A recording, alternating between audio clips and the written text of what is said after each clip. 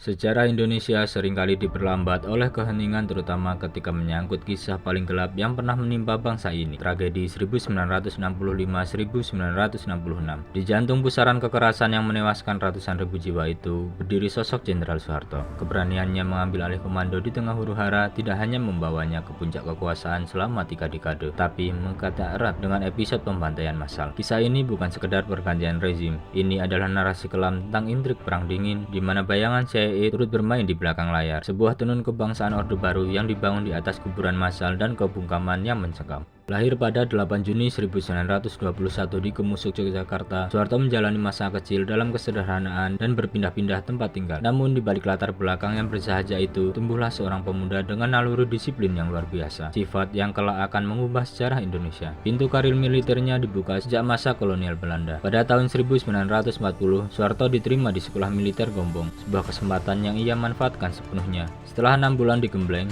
ia lulus sebagai lulusan terbaik dan dianugerahi pangkat kopral. Saat Perang Dunia II bergejolak, ia sempat diangkat menjadi sersan dalam Tentara Cadangan Genil Belanda. Setelah Jepang masuk, ia bergabung dalam Tentara Peta atau Tentara Pembela Tanah Air. Karir militernya semakin menanjak pasca kemerdekaan. Bintang militernya semakin bersinar terang, bukan lagi sebagai alat kolonial, melainkan sebagai penjaga kedaulatan. Ia dikenal karena perannya dalam merebut kembali Yogyakarta dari agresi militer Belanda pada 1949 dan sebagai Panglima Komando Mandala yang sukses dalam operasi militer untuk pembebasan Irian Barat pada 1962.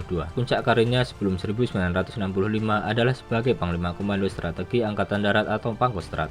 1 Oktober 1965 menjadi titik balik monumental bagi Soeharto dan sejarah Indonesia. Setelah terjadinya penculikan dan pembunuhan 6 Jenderal Angkatan Darat dalam peristiwa yang dikenal sebagai Gerakan 30 September atau G30S, Soeharto yang saat itu menjabat Pangkostrat dan tidak termasuk dalam daftar target dengan cepat mengambil alih komando Angkatan Darat. Melalui surat perintah 11 Maret atau Super Semar dari Soekarno, Soeharto memimpin operasi penumpasan yang secara resmi ditudingkan kepada Partai Komunis Indonesia atau PKI sebagai dalang tunggal. Dalam sudut pandang lain, tindakan ini terlalu gegabah. Tidak ada bukti kuat yang menunjukkan bahwa petinggi PKI seperti DN Aidit merencanakan atau memimpin operasi militer ini secara keseluruhan. Keterlibatan PKI yang ada hanyalah keterlibatan parsial yang dieksploitasi dan disabesarkan oleh Soeharto. Terdapat suatu analisa bahwa motivasi utama para perwira yang terlibat seperti Untung dan kawan-kawan adalah ketidakpuasan terhadap kepemimpinan yang korup dan gaya hidup mewah di kalangan Dewan Jenderal Angkatan Darat yang mereka anggap mengkhianati cita-cita revolusi. Konflik ini adalah perpecahan horizontal di tubuh militer itu sendiri.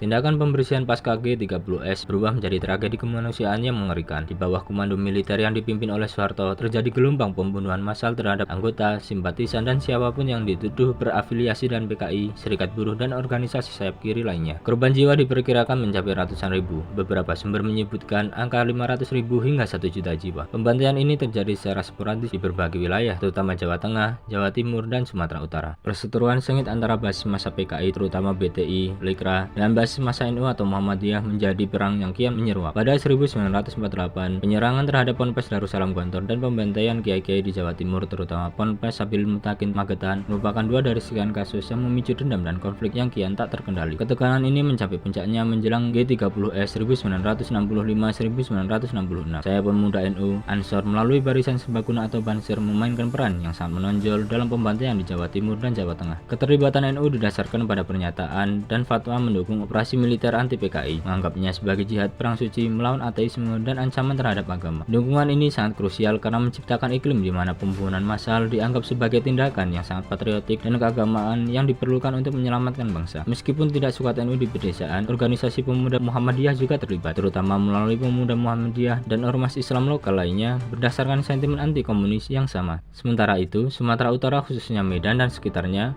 pemuda Pancasila sering disebut sebagai kekuatan utama dalam operasi pembantaian PKI. Mereka bertindak sebagai brigade sipil yang menjalankan perintah militer untuk menangkapi, menyiksa, dan mengeksekusi individu yang dituduh komunis. Pemuda Pancasila merekrut banyak anggota dari kalangan preman, penjahat kecil, dan kaum marginal kota. Hal ini membuat mereka memiliki toleransi yang tinggi terhadap kekerasan fisik dan brutalitas yang dimanfaatkan sepenuhnya oleh militer. Dokumen dan kesaksian sejarah termasuk arsip rahasia AS yang dibuka menunjukkan bahwa Soeharto sebagai Panglima Komando Pemulihan Keamanan dan Ketertiban mengetahui dan mengizinkan pembantaian tersebut sebagai bagian dari kampanye anti-komunis total. Tentara terutama RPKAD seringkali memimpin dan memfasilitasi pembantaian yang dilakukan oleh milisi sipil anti-komunis.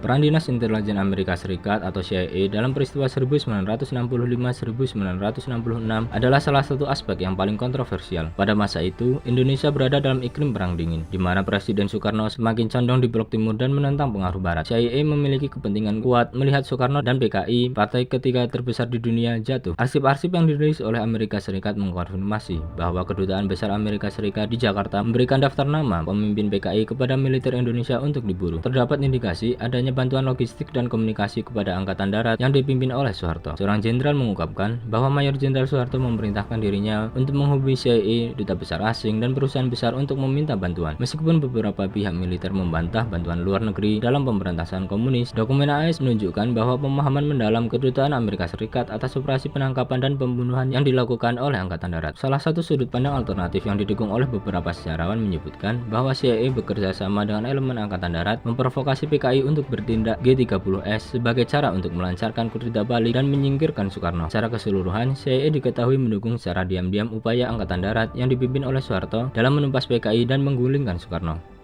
Tragedi 1965-1966 bukan sekedar catatan tentang runtuhnya sebuah ideologi dan lahirnya sebuah rezim. Ia adalah luka yang dijahit paksa dalam keheningan yang panjang. Di atas fondasi stabilitas Orde Baru yang megah, tersimpan lapisan-lapisan sejarah yang dibangun dari sisa-sisa dendam, intrik geopolitik global, dan jutaan nyawa yang kehilangan hak untuk berkisah. Soeharto mungkin telah berhasil mengkonsolidasi kekuasaan melalui tangan besi dan strategi yang dingin. Namun, sejarah selalu memiliki caranya sendiri untuk menagih kejujuran. Keterlibatan kekuatan asing, mobilisasi massa sipil yang brutal, hingga pembersihan sistematis terhadap sesama anak bangsa tetap menjadi hantu yang berkentayangan di koridor-koridor demokrasi. Kini ketika sebuah gelar tertinggi disematkan di atas namanya, sejarah kembali berdiri di persimpangan yang sunyi. Mengangkatnya sebagai pahlawan nasional bukanlah sekedar seremoni kenegaraan, melainkan sebuah ujian bagi nurani bangsa.